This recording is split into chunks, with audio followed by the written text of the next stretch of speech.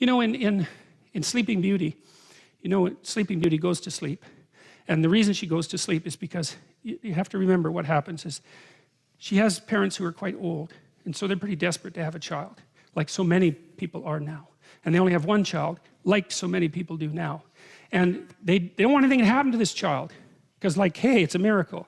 And there's only one of them. And she's the princess. And so it's like, we're not letting anything around her. So they have a big christening party, right? And they invite everybody.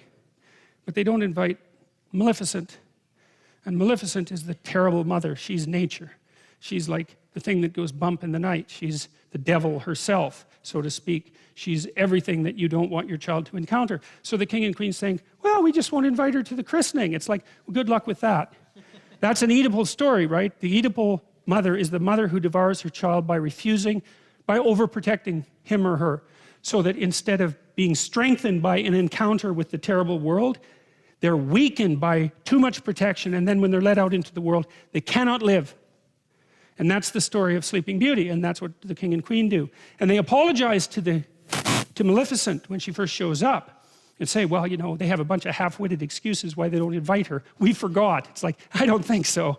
You know, you don't forget something like that. And she kind of makes that point. It's right, the whole horror of life.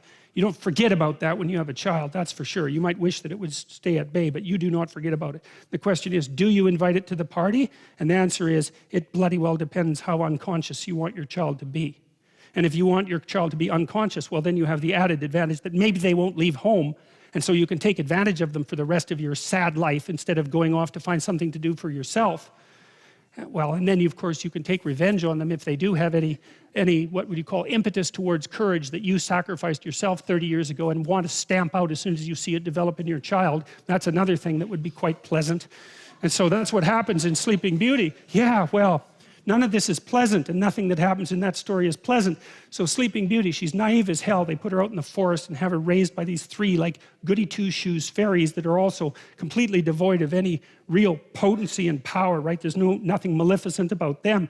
And then the first idiot prince that wanders by, she falls in love with so badly that she has post-traumatic stress disorder when he rides off on his horse, right? That's what happens. And then she goes into the castle and she's all freaked out because she met the love of her life for like 5 minutes, for God's sake. And you know, that's when the spinning wheel, that's the wheel of fate, pops up and she pricks her finger, right? They try to get rid of all the spinning wheels. They try to get rid of all the wheels of fate with their pointed end, but she finds it, pricks her finger and falls down unconscious. Well, she wants to be unconscious, and no bloody wonder. She was protected her whole life. She's so damn naive that her first love affair just about kills her. She wants to go to sleep and never wake up. And so that's exactly what happens. And then she has to wait for the prince to come and rescue her. Well, you think, how sexist can you get, that story? Well, seriously, because that's the way that would be read in the modern world. It's like she doesn't need a prince to rescue her. That's why Disney made Frozen that absolutely appalling piece of rubbish.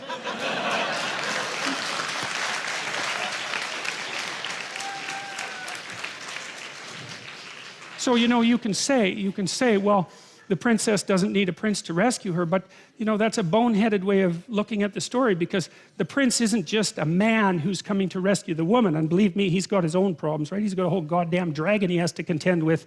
But the prince also represents the woman's own consciousness. The consciousness is presented very frequently in stories as symbolically masculine, as it is with the Logos idea. And the idea is that without that forward-going, courageous consciousness, a woman herself will drift into unconsciousness and terror.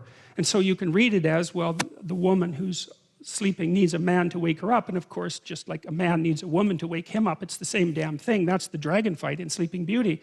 But it's also the case that if she's only unconscious, all she can do is lay there and sleep, like the sleep of the naive and damned. She has to wake herself up and bring her own consciousness, her own masculine consciousness into the forefront so that she can survive in the world. And of course, women are trying to do that like mad, but that's partly what's represented in the story like that. And that's partly what's implicit in this idea, is that unless the woman is taken out of man, so to speak, then she isn't a human being. She's just a creature. And that's partly what's embedded in this story. So you don't want to read it as a patriarchal, you don't want to read anything that way. It's so, really, yeah, I won't won't bother with that, but really we can do better than that, man.